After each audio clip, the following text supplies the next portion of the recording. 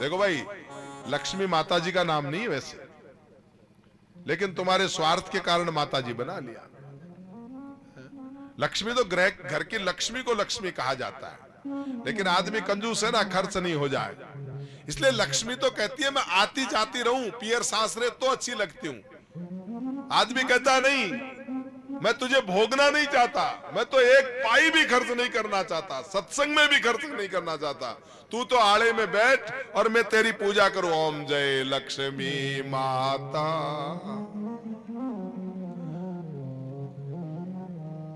भगवान कहते हैं, लक्ष्मी कहती है अगर मुझे रोकोगे ना तो मैं सड़ जाऊंगी।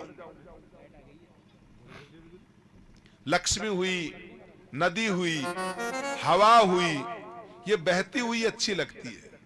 इस हवा को भी आप किसी बक्से में कैद कर दो ना तो हवा में बदबू आने लग जाती है। आप कांच में बंद करके देखो, ताजी हवा मत आने दो, और किसी कमरे को बंद कर दो तो ये हवा में घुटन महसूस होने लग जाती है। ताजी हवा, अगर नई हवा न आए और पुरानी हवा को एक जगह कैद करो तो घुटन होती है कि नहीं होती?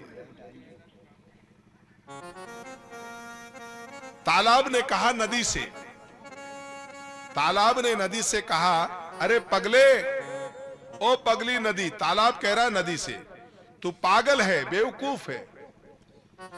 कहा उस खारे को मीठा करने जा रही है। खारा कौन है? समुद्र।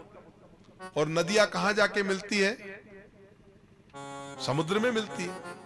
तो तालाब कहता, देख वो दुष्ट कभी नहीं सुधरेगा, वो कभी मीठा नहीं होगा।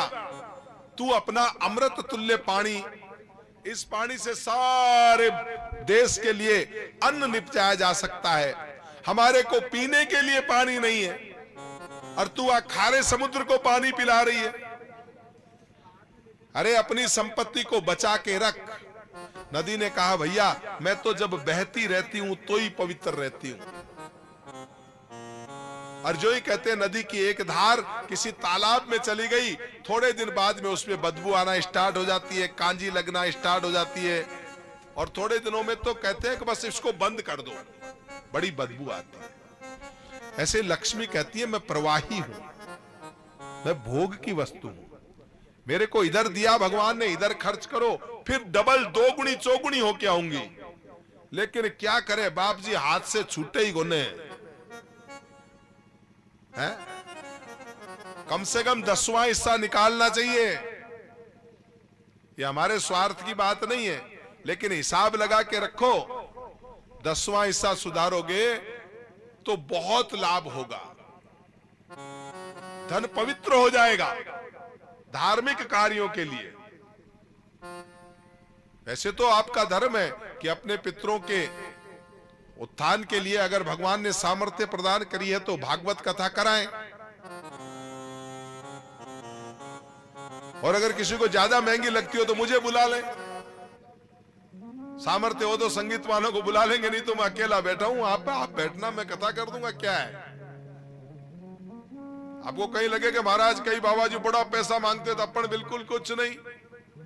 आप भाव तो पैदा करो मन में, आपकी सामर्थ्य तो देखो। आप जिस दिन बुलाएं उस दिन मैं तैयार।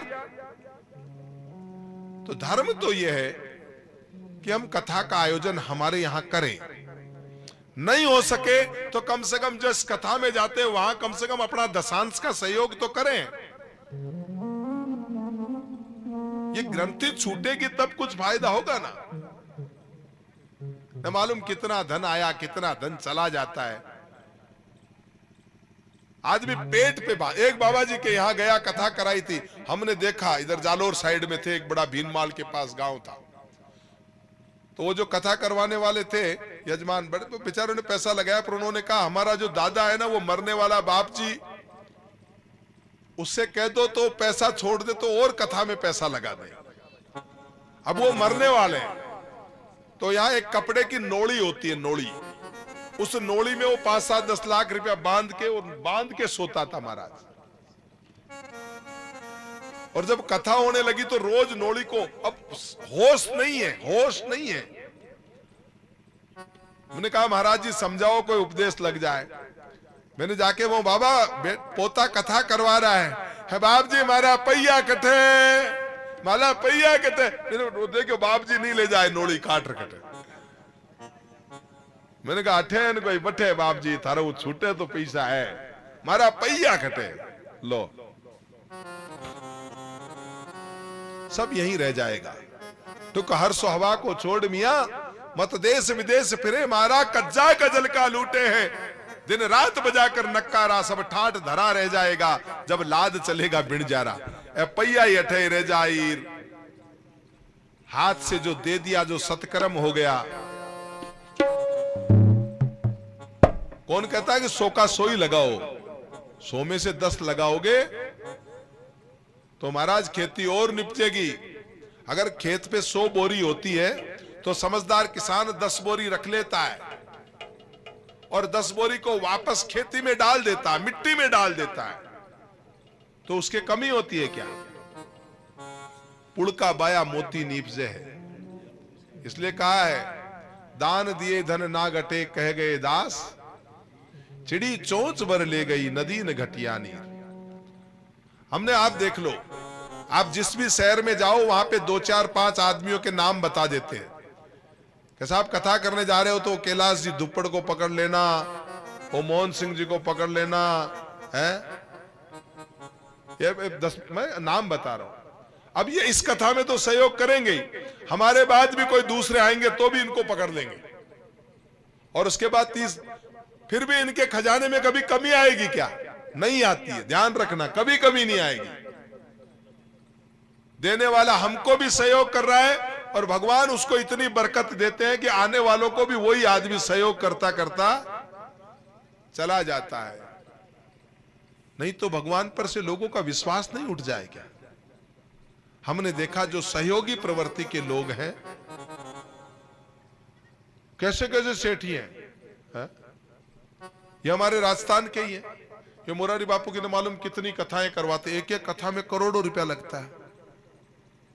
मेराज कंपनी वाले मदन जी हमारी जैसी तो वहां 100 कथा हो तब जाके एक 100 ही क्या 1000 कथा हो तब जाके एक कथा होती है। कितनी बड़ी बड़ी कथा है? हम तो सहज सुलभ हैं। आप सुन रहे हैं आप बुलाए कथा में।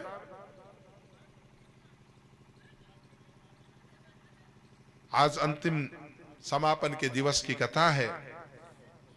भगवान नारायण जल्दी प्रसन्न तो नहीं होते लेकिन भगवान अगर प्रसन्न हो जाए तो फिर जीव 1000 गलती करे तो भी भगवान माफ कर देते हैं।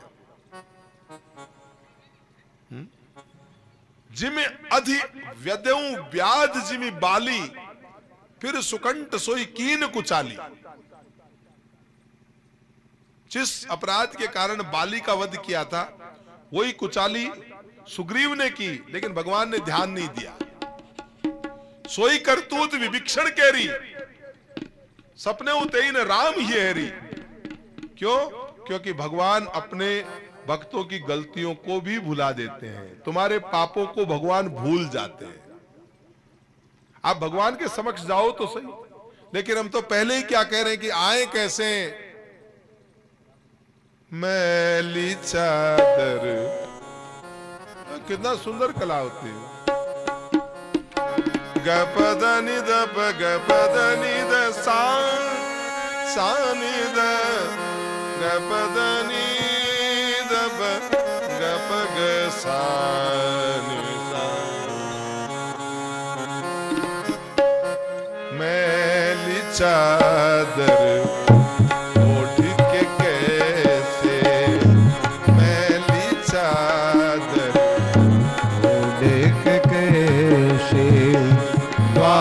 तिहारे आओ मेरी चादर ओढ़ के कैसे द्वार तिहारे आओ हे पावन परमेश्वर मेरे हे पावन परमेश्वर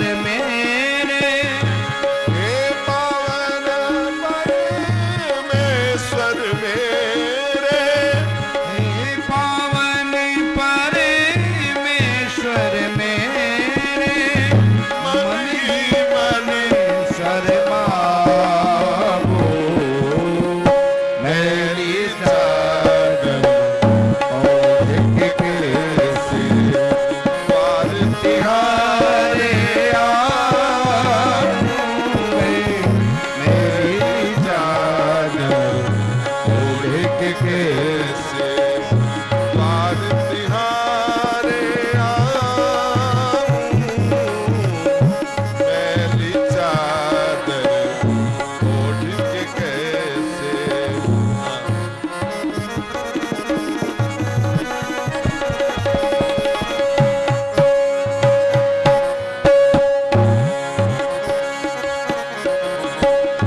हे पावन परमेश्वर मेरे, हे पावन परमेश्वर मेरे, मन ही मन शर्माओ, मेरी चादर ओढ़ के कैसे द्वार तिहारे आओ, मेरी चादर ओढ़ के कैसे। तूने मुझको जग में भेजा, देखकर निर्मल काया। तूने मुझको जग में भेजा, देकर निर्मल काया। आकर के संसार में इसको मैंने दाग लगाया। वो आकर के संसार में मैंने इसको दाग लगाया। ये जन्म जन्म की मैंने चादर जन्म जन्म की मेरी चादर, कैसे दाग छुड़ाओ, मेरी चादर ओढ़ के कैसे मैं द्वार तुम्हारे आऊं, हे मेरी चादर ओढ़ के कैसे द्वार तिहारे आऊं,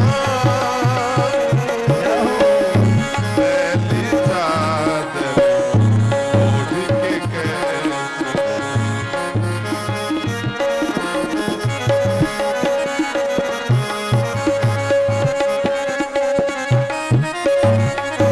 आदमी इस संकोच में कई तो भक्ति नहीं करते कि महाराज हमने तो इतने पाप कर रखे हैं।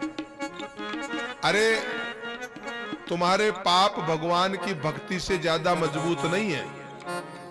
यहां जितने आए हैं ना, सब कामी क्रोधी मद लोभ अहंकार, बड़े बड़े संतों के जीवन को उठा के देख लो। अरे उनके पाप पाप नहीं रहे तो तुम्हारे पाप पाप कैसे रहेंगे। अजामिल कोई संत था क्या है? वाल्मीकि जी महाराज क्या थे?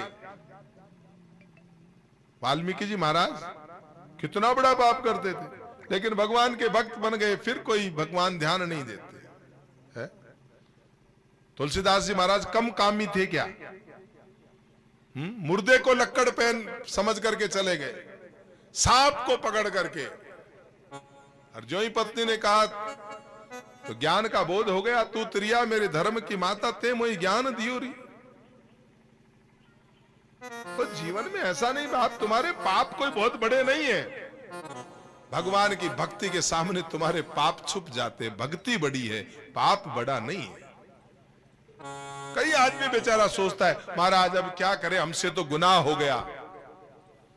लगा चुनरी में दाग छुपाऊं कैसे, लगा चुनरी में दाग छुपाऊं कैसे, लगा चुनरी में दाग, कैसे लगा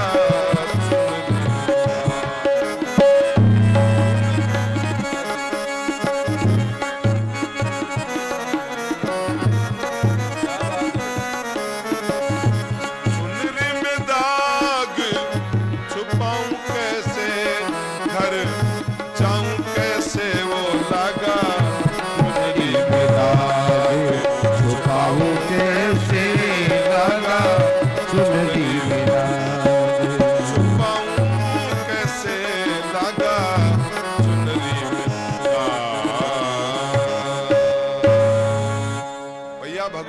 न तो तेरा धर्म देखते हैं, न तेरी जाति देखते हैं, न तेरा पाप और पुण्य ही देखते हैं।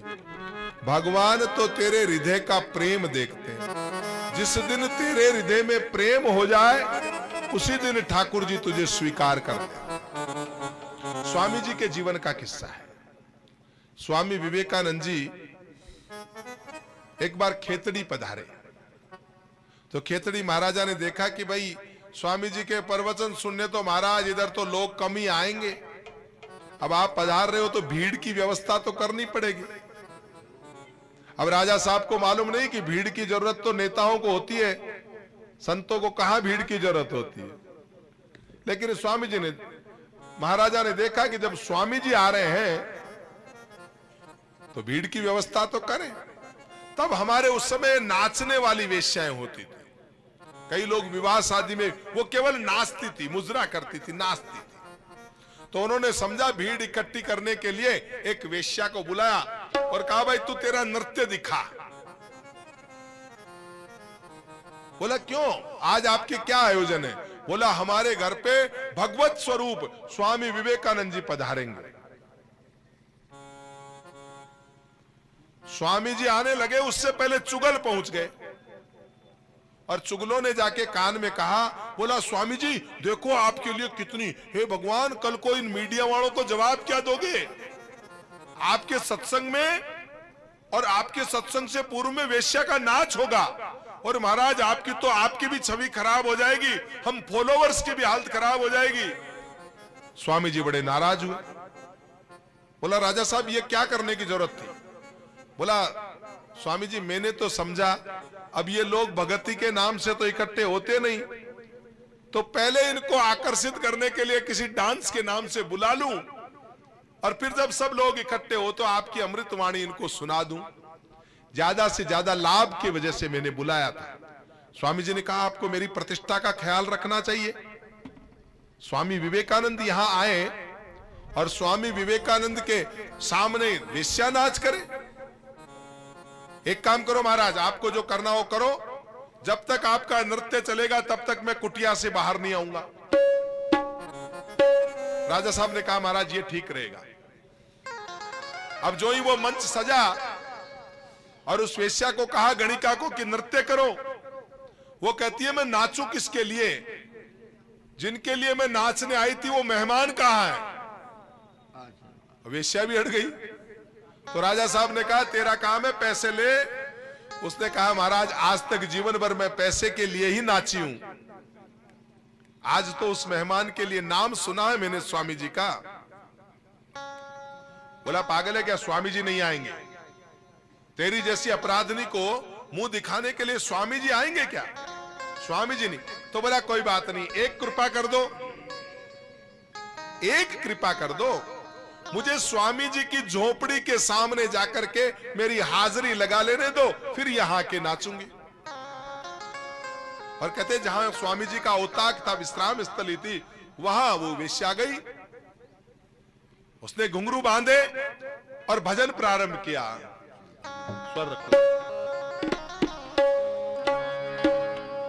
अवगुण चित ना धरो प्रभु मेरे, अवगुण चित ना धरो दाता मेरे, अवगुण चित ना धरो दाता मेरे, अवगुण चित ना धरो। ओ प्रभु मेरे, अवगुण चित ना धरो। समदर्शी है नाम तिहारो, समदर्शी है नाम तिहारो। समदर्शी है नाम तिहारो, चाहो तो पार करो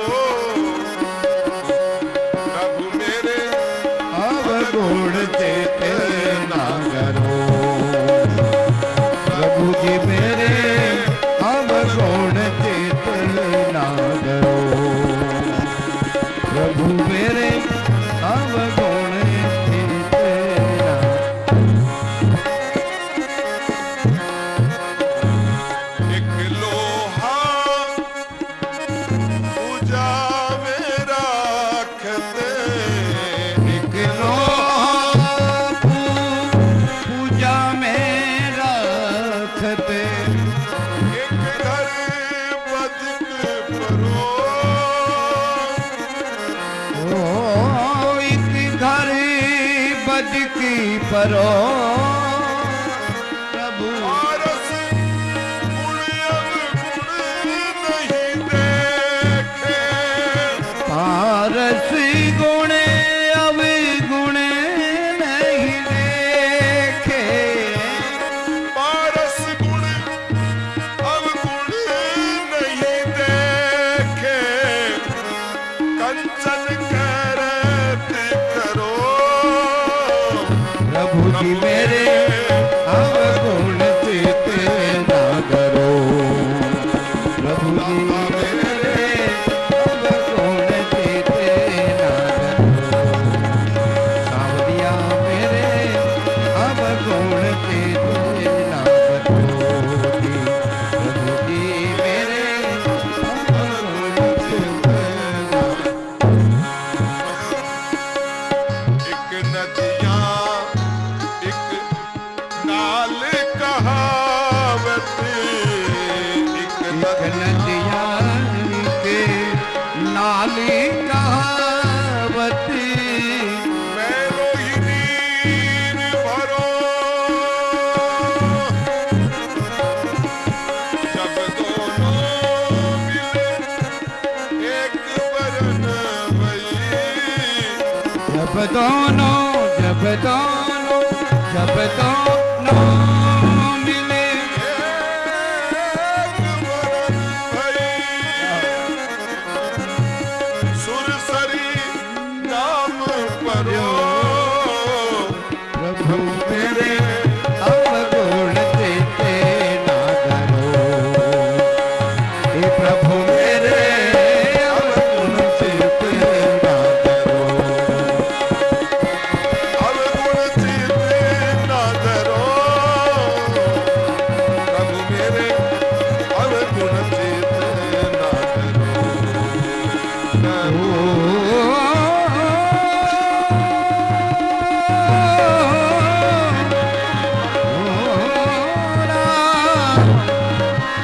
अवगुण ना करो प्रभु जी मेरे अवगुण चित ना करो, प्रभु जी मेरे अवगुण चित एक माया एक ब्रह्म कहावत, एक माया एक ब्रह्म कहावत, सूर श्याम झगड़ो अब की बेर मोह पार उतारो, ओ अब की बेरी मोहे पार उतारो, दीपन जात करो प्रभु मेरे अवगुण अवगुण चित ना करो, प्रभु मेरे अवगुण चित ना करो,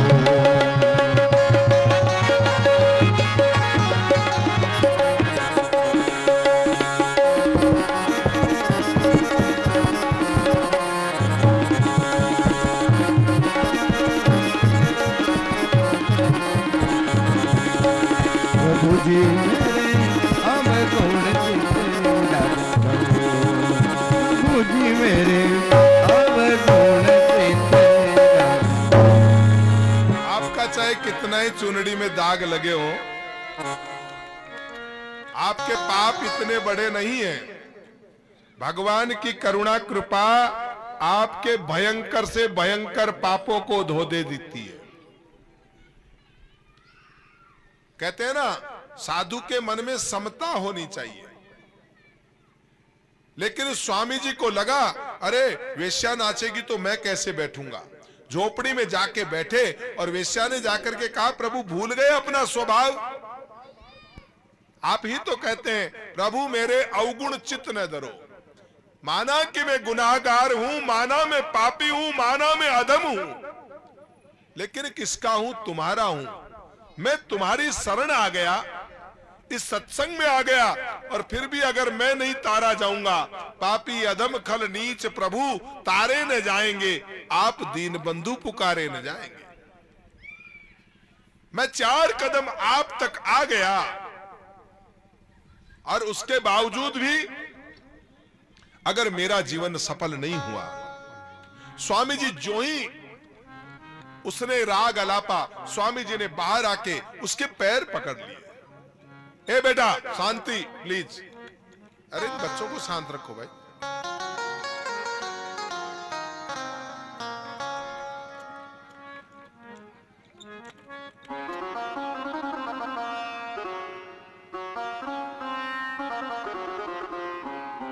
समता कहना अलग बात है, और एक बात ध्यान दूं, अगर आप यहां चल के आ गए और उसके बाद आपका उद्धार न हो तो जिम्मेवारी आपकी नहीं है। आप ठाकुर के मंदिर में चले गए तो ठाकुर की जिम्मेवारी है आपके पाप को उधारे। अगर कोई भी छोटी वस्तु बड़ी वस्तु के पास जाती है तो वो छोटी वस्तु भी बड़ी बन जाती है। देखो क्या कहा, एक नदियां एक नाल कहावत। आप गंगा में गए होंगे, पूरे शहर का जितना गंदा नाला है वो कहां आकर के मिलता है। लेकिन जब तक शहर में गंदा नाला रहता है कभी कोई उसका आचमन करता है क्या? पास में खड़ा भी नहीं, अरे बदबू आती है। और वही गंदा नाला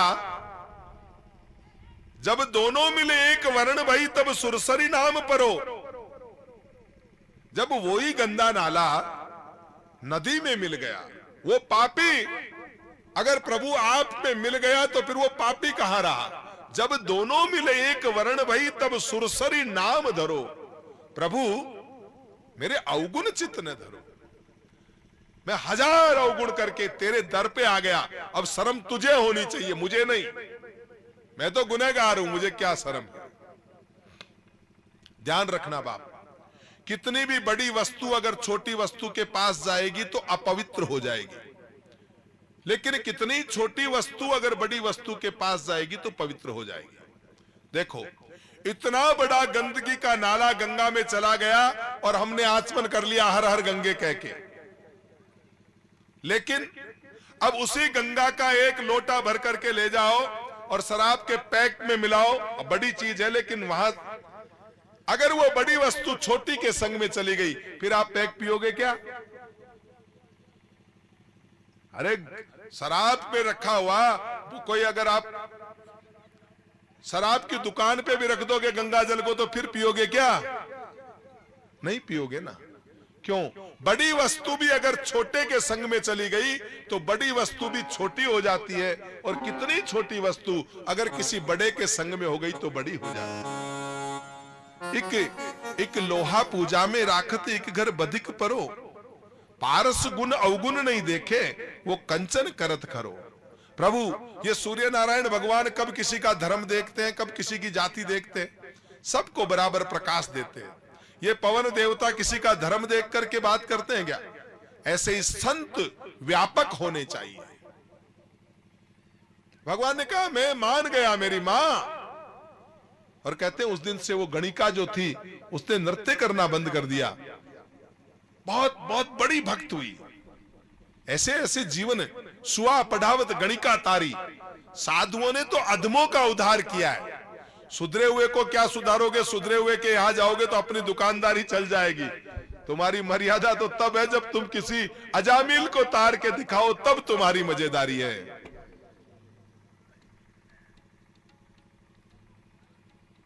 अरे एक बात आपको बताऊं, साधु कभी जीवन में दरिद्र नहीं होता।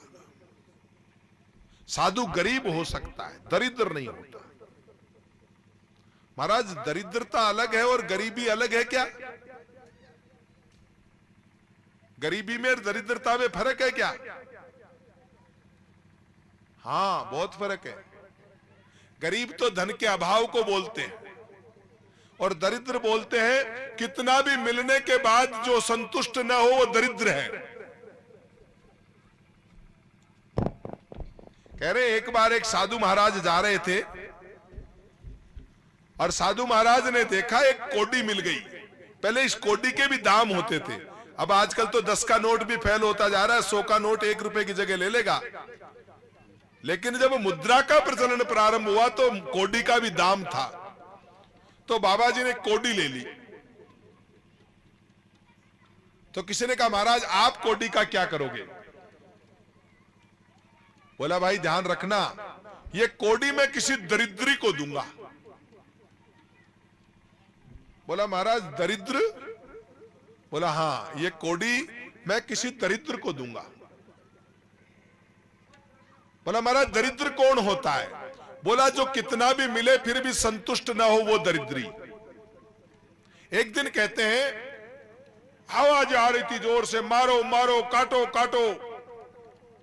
संत महाराज ने पूछा तुम कौन हो?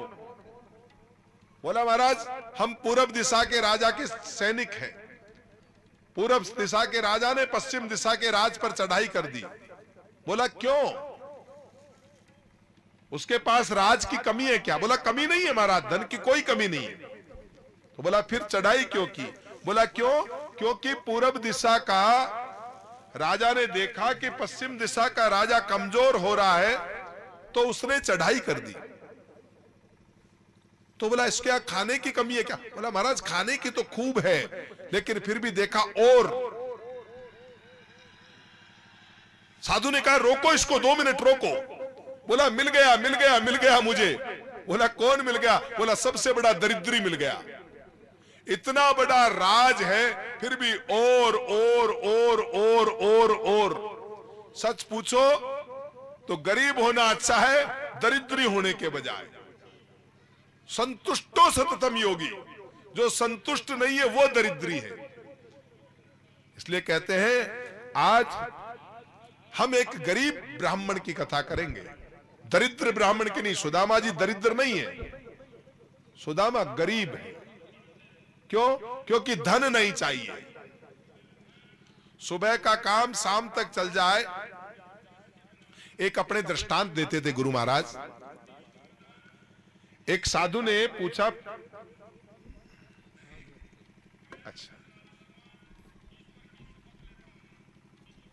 एक साधु ने, वहां लिखवा देते महाराज, वो नीचे है ना, उनको लिखवा दीजिए। अच्छा मेरे, अच्छा मेरे, ठीक है।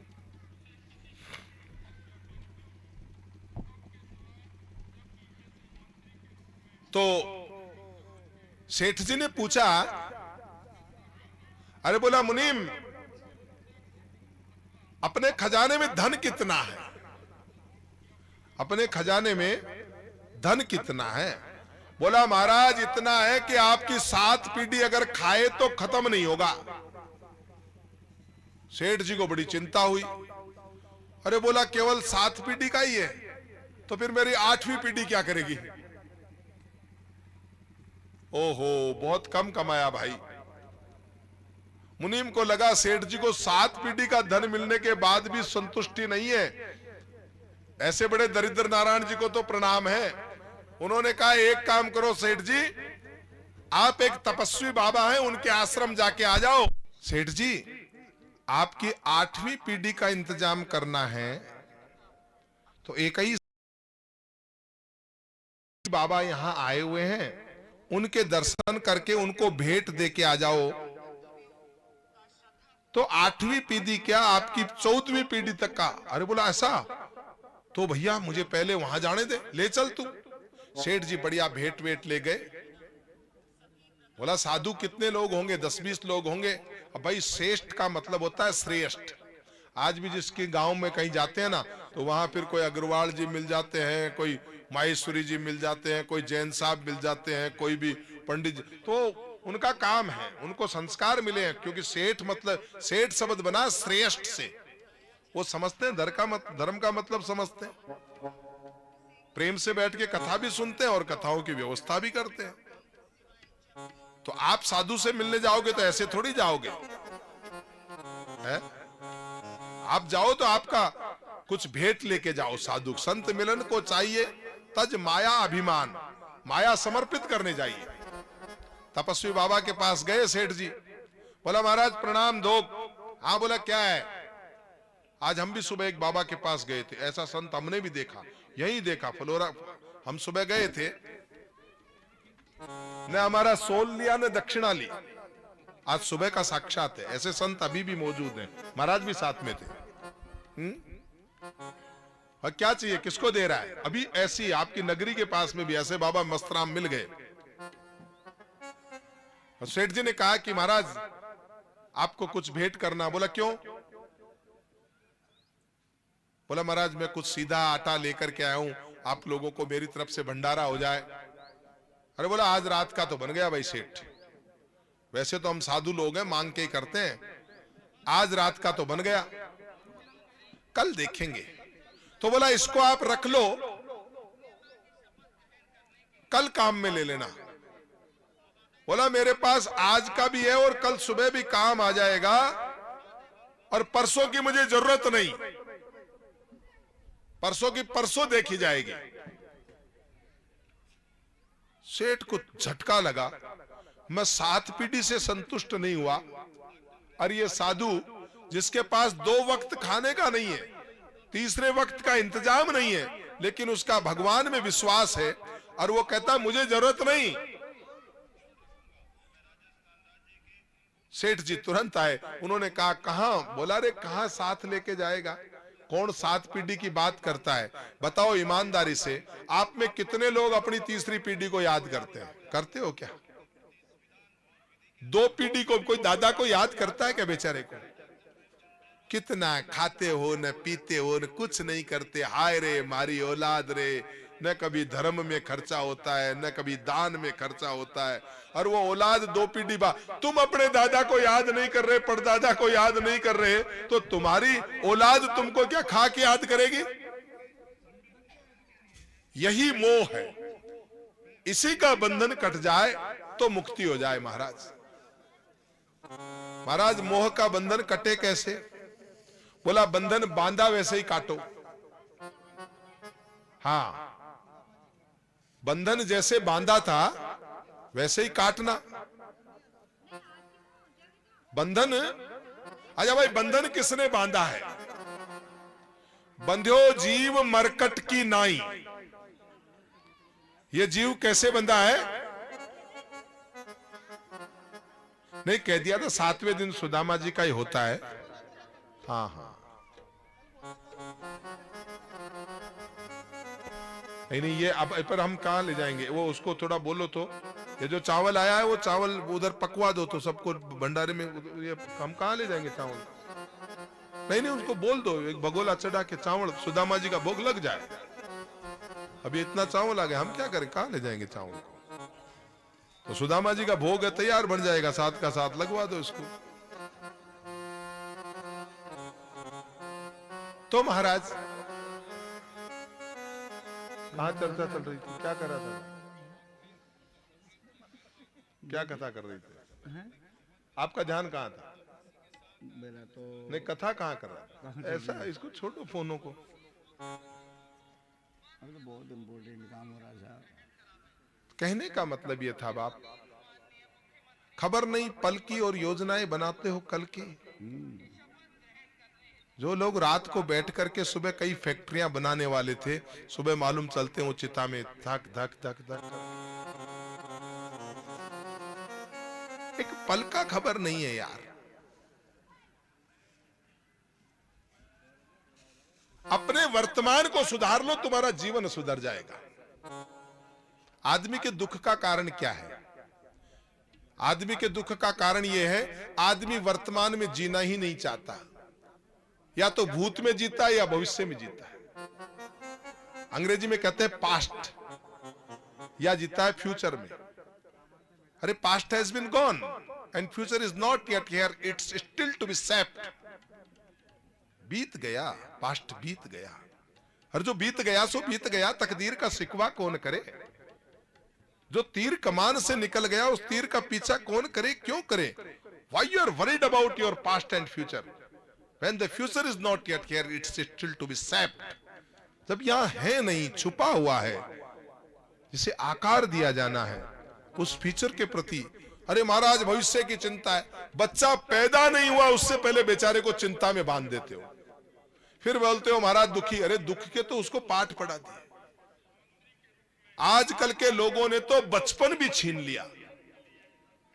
2 साल के मासूम को बचपन नहीं जीने दे रहे हो यार।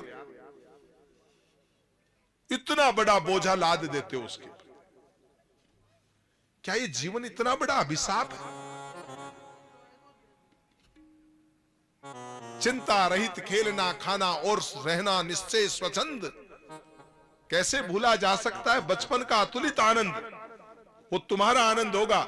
आजकल के बच्चों ने तो बचपन देखने ही नहीं देते। पूरा आ नहीं बोलता।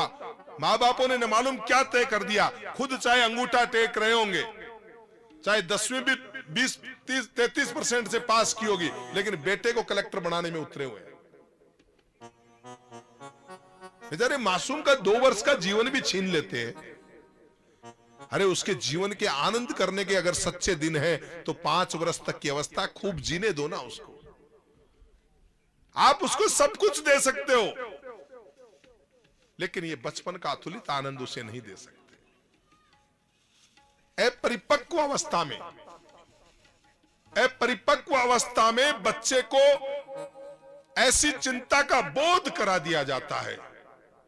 ये future future future future future future करके क्यों बच्चा ऐसी कुंठा में जीता है कि कभी प्रफुल्लित होकर अपना जीवन यापन नहीं कर पाता। तुम अपने बेटे को डॉक्टर बनाओ, हमारी शुभकामनाएं। आईएएस बनाओ, आरएएस बनाओ, बड़ा सेठ बनाओ, लेकिन कम से कम उसे एक अच्छा इंसान तो बनने दो, उसे फलने फूलने तो दो। इतनी बड़ी पाठशालाएं चल गई है महाराज। ये प्ले और ये प्ले ग्रुप, ये फिर नर्सरी। अब तो ये सोच रहे हैं शायद मां के जन्म लेते ही एक और कोई ग्रुप और डाल दो। है ये 1-2 साल भी क्यों रहने देते हो? कम से कम 5 वर्ष से पूर्व बच्चे के।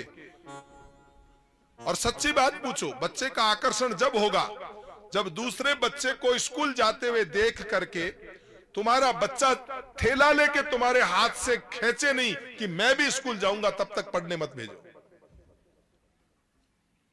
क्या चिड़चिड़ा बना देते हो बच्चों को। शैतान बन जाते हैं बच्चे।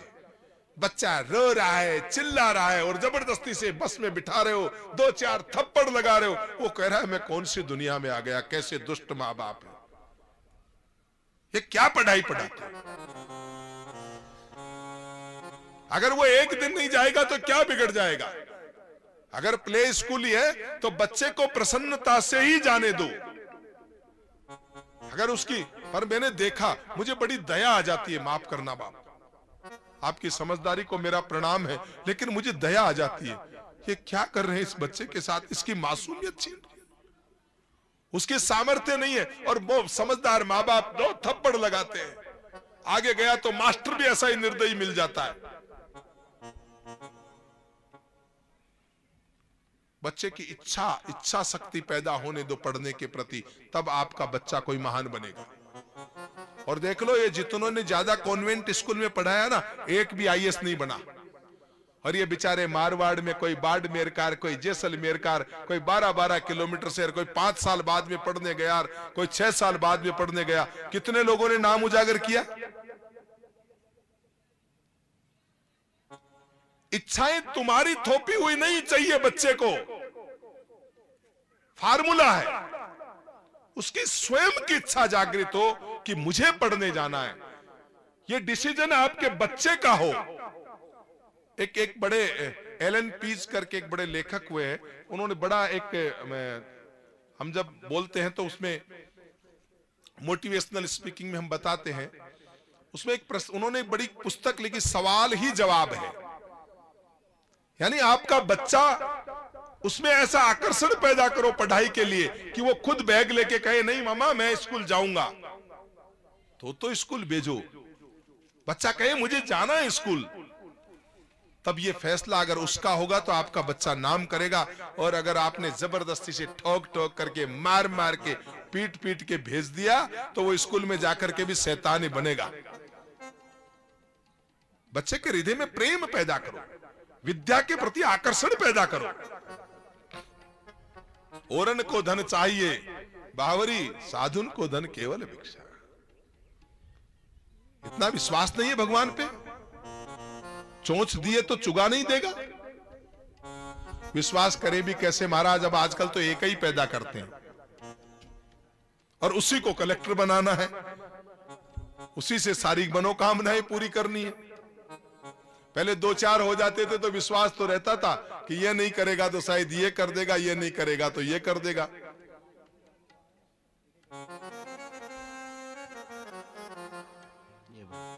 कहां कमी आती है बताओ? अरे ज्यादा हो जाए तो साधुओं के भेंट कर देना, दादू द्वारे में चढ़ा देना। तुम्हारे इतने ही ज्यादा धन की कमी आ गई हो, 1-2 बच्चे ज्यादा हो जाए तो देश की सेवा में कहीं फौज में भर्ती करा देना। अभी कोई बच्चा तो कोई साधु तो बने ही नहीं। बने क्या? एक लौती का लाल क्या साधु बने? पहले 5-5, 7-7 होते थे तो किसी बच्चे को साधु तो बनाते थे। अब एक आंख की क्या आंख, लेकिन अब वो समझदारी हो गई और इसी के परिणाम भुगतने। ध्यान रखना, एक को जितना लालन पालन और लाड प्यार करते हो, ज्यादा लाड प्यार उसको महान नहीं बनाता है बल्कि बदमाश ही बनाता है। और 2-4 के बीच में जब स्वयं एडजस्ट होता है ना तो वो बच्चे महान भी बनते हैं। तो कहते हैं महाराज, हम सुदामा जी के चरित्र की बात करेंगे। सुदामा बचपन से ही विरक्त थे। इंद्रियों में सुदामा की विरक्ति है। सुदामा प्रशांत मन है। सुदामा जितेंद्रिय है। सुदामा जी केवल 5 घरों की भिक्षा लेते हैं ताकि अहंकार मिटे, पेट की भूख मिटे, इसलिए नहीं। साधु अगर भिक्षा लेता है तो इसलिए नहीं कि पेट नहीं, हमारा अहंकार मिट जाए, इसलिए भिक्षा मांगनी चाहिए। इसीलिए कहा औरन को धन चाहिए बावरी, ब्राह्मण को धन केवल भिक्षा। और अब तो भिक्षा मांगने वाले ब्राह्मण भी नहीं रहे, ब्राह्मणों में भी अहंकार हो गया। कोई आता है क्या चरी लेकर के? हमारे गांव में तो बंद हो गए। आप क्या आते हैं फुलेरा में? है? देखा कितने बड़े ज्ञानी महापुरुष होते थे, लेकिन चरी लेके आते थे, ठाकुर जी का नाम सुनाते थे, 2 उपदेश देते थे और चरी लेके जाते थे। आज पूछो तो बोला नहीं समझ नहीं आती, हम तो ब्राह्मण है, पंडित ब्राह्मण है, तो तू थोड़ा सा भिक्षावर्ती करके बता, थोड़ा अहंकार पे चोट तो खा के बता। भिक्षा मांगना सहज काम नहीं है, मधुकरी करनी पड़ती है भाई।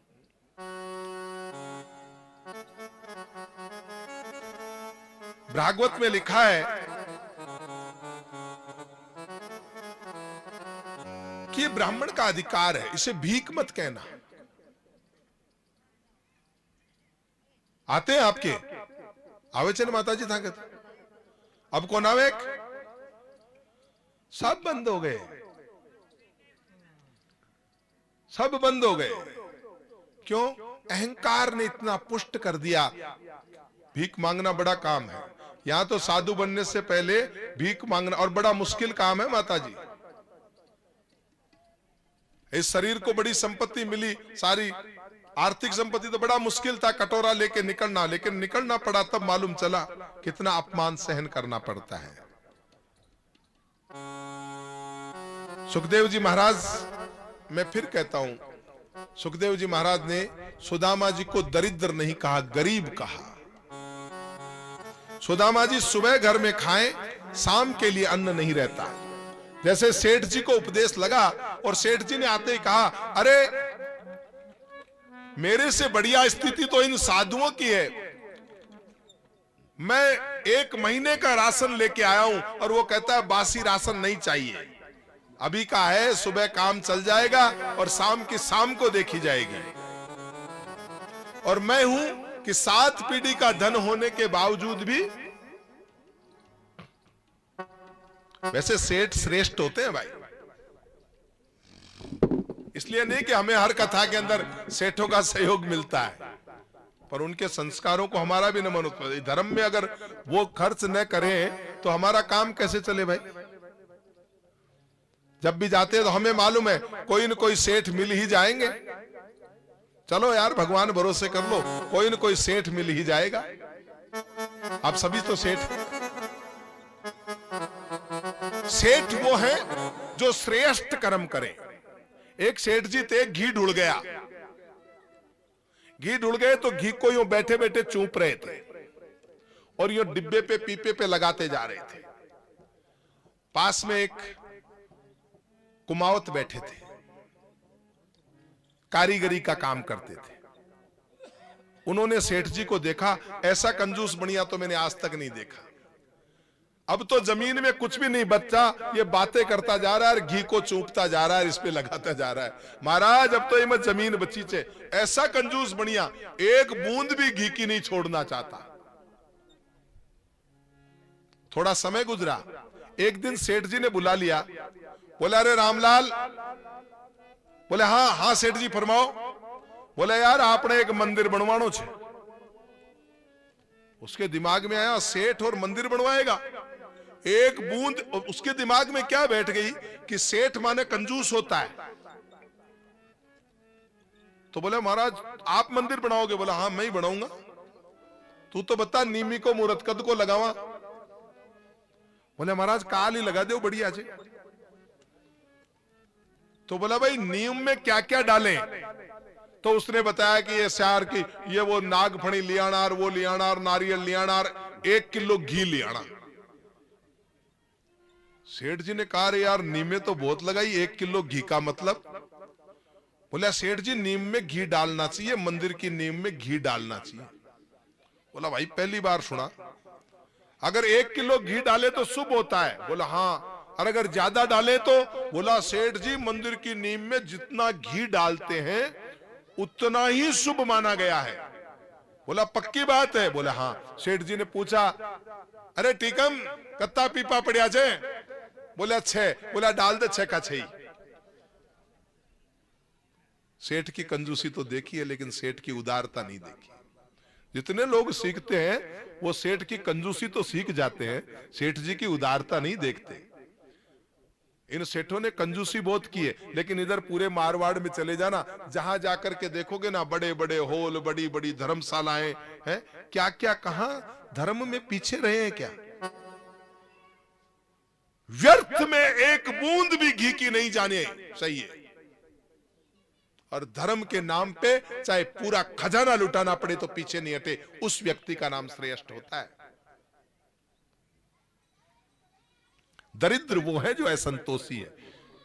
और सेठ को भगवान में विश्वास रहता है, अगर मैंने धर्म के नाम पे लुटाया, चौगुना होके आएगा।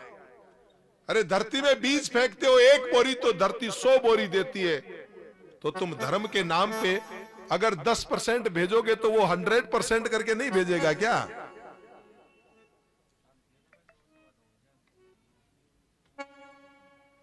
दरिद्र वह जो असंतोषी है। भयंकर गरीबी है सुदामा जी के जीवन में, लेकिन कभी मांगते नहीं। जो मिल जाए, सत्संग में आ जाए, कथा में आ जाए, कीर्तन में आ जाए। कभी कभी नहीं आता तो फल खा करके पार पटक लेते हैं, पेड़ से फल तोड़ लाते हैं। और कभी फल भी नहीं मिले तो पानी पी करके ही काम चला लेते हैं। एक दिन सुदामा जी की पत्नी बोली, क्यों जी आप तो कहते थे ना कि द्वारिका के नाथ आपके बड़े मित्र हैं। हाँ, झूठ कहता हूं क्या? अरे मित्र नहीं, मेरा लंगोटिया यार है, लंगोटिया यार। कहते जो ही द्वारिका नाथ का नाम लिया, सुदामा जी की आंखों से पानी आ गया। दोनों एक साथ रहते थे, एक साथ पढ़ते थे, एक साथ खेलते थे। पर देखो भाई, वो आज द्वारिका का राजा है और सुदामा जी गरीब आदमी। सुदामा जी की पत्नी बोली, तो क्या आपके मन में इच्छा नहीं होती कि एक बार अपने मित्र से मिल के आओ? सुदामा जी बोली, बता दुनिया में ऐसा कौन होगा जो कृष्ण से मिलना नहीं चाहता होगा? लेकिन मैं बड़ा रह गया। अब मिलने जाऊं तो 2-4 का किलो केले वगैरह कुछ लेके तो जाऊं, मेरे पास तो गरीब के पास कुछ है नहीं, जाऊं कैसे? अपने घर में खाने को कुछ है नहीं, मांगता मैं हूं नहीं, जो कुछ मिलता है वो उसको कृष्णार्पण करके काम में ले लेता हूं। मैं कृष्ण को जाऊं तो कुछ भेंट तो करूं।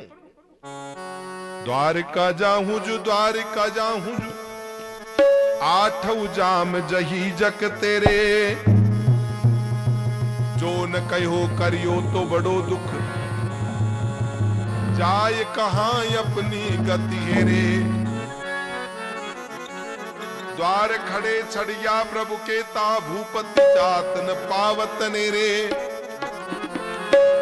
पान सुपारी को हाथ नहीं, मेरे पास कुछ देने को, भेंट देने के लिए भी तो नहीं है। ये सुनकर तिय हर्ष से गई एक तिय पास, पाव शेर चावल लिए आई सहित उलास। एक संत ने कहा एक तिय नहीं 5 घरों में गई, 5 घरों से एक एक मुट्ठी चावल लेके आई। तो भाई एक ही दे देती मुट्ठी चावल, तो 1.25 पाव ही तो लेने थे, एक से क्यों नहीं लिए? क्यों? ये पतिदेव मांगेंगे नहीं। और कृष्ण को मेरा संदेश कैसे भेजूं? जब 5 घरों के चावल जाएंगे तो कृष्ण पहचान जाएगा कि चावल मांगे हुए हैं। जब एक क्वालिटी के नहीं जाएंगे तो किसी घर के बासमती जाएंगे, किसी के परमल जाएंगे, किसी के कणी के जाएंगे। 5 घरों के 5 तरह के जब चावल जाएंगे तो कृष्ण को कहने की जरूरत नहीं पड़ेगी। और 5 रंग के कपड़ों में सिला हुआ कपड़ा, ये प्रेम है बाप।